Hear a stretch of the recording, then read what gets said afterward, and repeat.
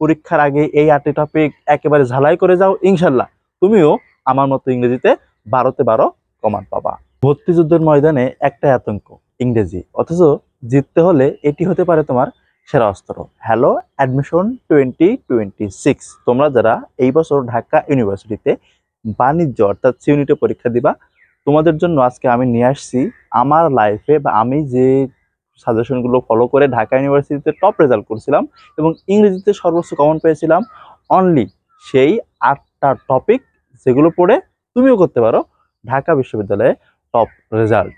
চলো তোমাদের জন্য প্রথমে যে লিস্টটা বলবো সেটা হলো vocabulary, one of the most important for Dhaka University admission test because you will get from this topic at least 2 question। কি বললাম, এই টপিক থেকে তুমি 2টা প্রশ্ন মাস্ট বি পাবা। আর vocabulary যারা পারে তারা ইংরেজি গ্রামার অটোমেটিক্যালি পারে, এজন্য ইংরেজিতে vocabulary ছাড়া তুমি সামনে এগোতে পারবা না। তাইলে কি বললাম, ঢাকা ইউনিভার্সিটির প্রথম যে টপিকটা বললাম সেটা হলো vocabulary, যেখান থেকে তুমি মাস্ট বি 2টা প্রশ্ন পাবা। দ্বিতীয়ত যে বিষয়টা বলবো সেটা হলো তোমার প্রিপোজিশন। প্রিপোজিশন থেকে তোমাকে মাস্ট বি 2টা অ্যান্সার প্রশ্ন করাই হবে, মাস্ট বি 2টা প্রশ্ন করাই হবে। সুতরাং তোমাকে প্রিপোজিশনটা ভালোভাবে পড়তে হবে। এখন আসি, প্রিপোজিশন এবং ভোকাবুলারি পড়ার ক্ষেত্রে একটা বিষয় মনে রাখতে হবে, এই 2টা যত পড়বা তত ভুলবা, বিকজ এই 2টা মনে রাখা সো টাফ এবং মাথায় খুব বেশি প্রেশার ক্রিয়েট করে। এজন্য তোমার কাজ হবে বাজার থেকে একটা ভালো মানের বই কালেক্ট করে ইনস্ট্যান্ট পড়া এবং প্র্যাকটিস করা, ইনস্ট্যান্ট পড়া এবং প্র্যাকটিস করা, এবং দ্বিতীয় দিন যখন নতুন ভোকাবুলারি বা নতুন প্রিপোজিশন পড়বা তার আগে বিগত দিনের পড়াটা একবার রিভিশন দিয়ে তারপরে নতুন পড়া শুরু করবা। তৃতীয়ত যে বিষয়টা বলবো সেটা হলো স্পেলিং। স্পেলিং থেকে মাস্ট বি একটা তোমার পরীক্ষায় আসবেই আসবে। তুমি জাস্ট যে কোনো একটা বই ফলো করো এবং ওখানে যে স্পেলিং গুলো আছে এবং বিগত সালে যে স্পেলিং গুলো এসেছে অনলি শুধুমাত্র ওইগুলো প্র্যাকটিস করো। চতুর্থ নম্বর যে বিষয়টা বলবো সেটা হলো অ্যানালজি। অ্যানালজি এমন একটা টপিক যেখানে আমাদের হয়তো নতুন মনে হতে পারে বা একটু কঠিন মনে হতে পারে, বিকজ এই টপিকটা অন্যান্য টপিকের মতো না, অর্থাৎ এখানে যে ওয়ার্ডগুলো ইউজ করা হয় সেটা তুলনামূলকভাবে একটু কঠিন। কি বললাম, তুলনামূলকভাবে একটু কঠিন। এটা শেখার জন্য তোমরা জাস্ট 2টা কাজ করবা। কি বললাম, 2টা কাজ করবা। নাম্বার 1, অ্যানালজি মিন করে কি বা অ্যানালজির ডেফিনেশনটা কি এটা একটু ক্লিয়ার থাকবা। আর দ্বিতীয়ত, এখানে এই বিষয়ে প্রিভিয়াস যতগুলো প্রশ্ন ঢাকা ইউনিভার্সিটি সহ অন্যান্য বিশ্ববিদ্যালয় এবং জব পরীক্ষাগুলোতে আসছে এটা জাস্ট প্র্যাকটিস করবা, এর বাইরে কিছু করার দরকার নেই। এখান থেকেই দেখা যায় যে যেহেতু ওয়ার্ডগুলো সিমিলার থাকে বা পরিচিত বা একই থাকে, স্যাররা এই প্রিভিয়াস থেকেই হুবহু তুলে দেয়, যেমন আমাদের বেলা দিয়েছিল। 5 নম্বর যে টপিকটা বলবো সেটা হলো ফ্রেজ অ্যান্ড ইডিয়মস। ইডিয়মস এবং ফ্রেজ, যেটা আমরা বাংলাতে বাগধারা বলে জানি, তাই না?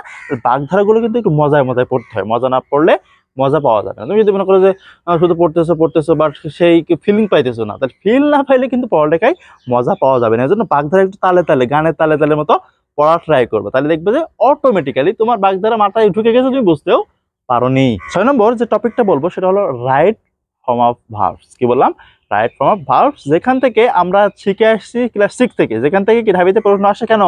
তোমার যদি ওই টপিকটা ক্লিয়ার থাকে তার মানে তুমি ইংরেজির গ্রামারে একটা কি ভালো একটা জায়গা দখল করে রাখছো, তাই কিনা? যেহেতু ইংরেজির ভালো একটা জায়গা হলো রাইট ফর্ম অফ ভার্ব, সুতরাং এই টপিকটা তুমি কতটুকু ক্লিয়ার আছে ঢাকা ইউনিভার্সিটি অ্যাডমিশন পরীক্ষায় তোমাকে কিন্তু যাচাই করে দেখা হবে। এখান থেকে দেখবা মাঝে মাঝে 2টা, মাঝে মাঝে 3টা প্রশ্ন চলে আসে। সুতরাং এই টপিকটা কি মোস্ট ইম্পর্টেন্ট ফর ইউ। 7 নম্বরে যে টপিকটা বলবো সেটা হলো কন্ডিশনাল সেন্টেন্স। কি বললাম বলো তো, কন্ডিশনাল সেন্টেন্স। ইফ দিয়ে যে সাবজেক্টগুলো কি হয় শুরু হয়, কি বললাম, ইফ দিয়ে যে সাবজেক্টগুলো শুরু হয়, এই সাবজেক্টগুলো ফার্স্ট কন্ডিশনাল বা জিরো কন্ডিশনাল বা সেকেন্ড কন্ডিশনাল যে হাবি জাবি যেগুলো আছে, একটু জাস্ট রুলসটা দেখে যাবা। কি বললাম, একটু রুলসটা দেখে গেলেই চলবে, মন থাকবে কিনা। এবং সর্বশেষ যেটা বলবো সেটা দেখবা, এখনই যদি কোশ্চেন ব্যাংকগুলো দেখবা লেখা আছে চুজ দ্য কারেক্ট সেন্টেন্স অথবা চুজ দ্য ইনকারেক্ট সেন্টেন্স। এখানে তোমার 2টা বিষয় একটু ফোকাস দিতে হবে। এখানে হলো সাবজেক্ট, ভার্ব এবং এগ্রিমেন্ট এবং নাউন অ্যান্ড ইটস ইউজেস। এই 2টা জায়গা থেকে এখান থেকে সব থেকে বেশি প্রশ্ন আসে। এই বিষয়টা যদি কঠিন মনে হয়, কি বললাম, এই বিষয়টা যদি কঠিন মনে হয় তাহলে তোমার কাজ হবে হিউজ প্র্যাকটিস আছে এমন একটা বই থেকে বারবার প্র্যাকটিস করা। বিকজ আমাদের সময় আমরা দেখছিলাম যে আমি যে বইটা পড়ছি এখান থেকে অনেক বেশি প্র্যাকটিস ছিল।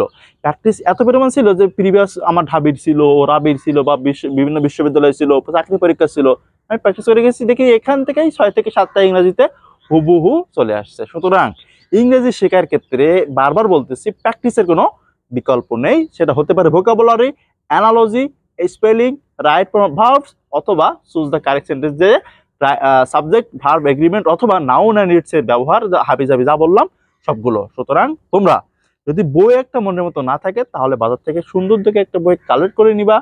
আর যদি বই থাকে, তাহলে ওখান থেকেই একটা বই ফলো করো মাত্র, ওখান থেকে কি বারবার বারবার প্র্যাকটিস করো। ওকে, তাহলে তোমাদের জন্য শুভকামনা থাকবে ইনশাল্লাহ। ঢাকা ইউনিভার্সিটির ক্যাম্পাসে তোমাদের সাথে চা খেতে খেতে গল্প হবে।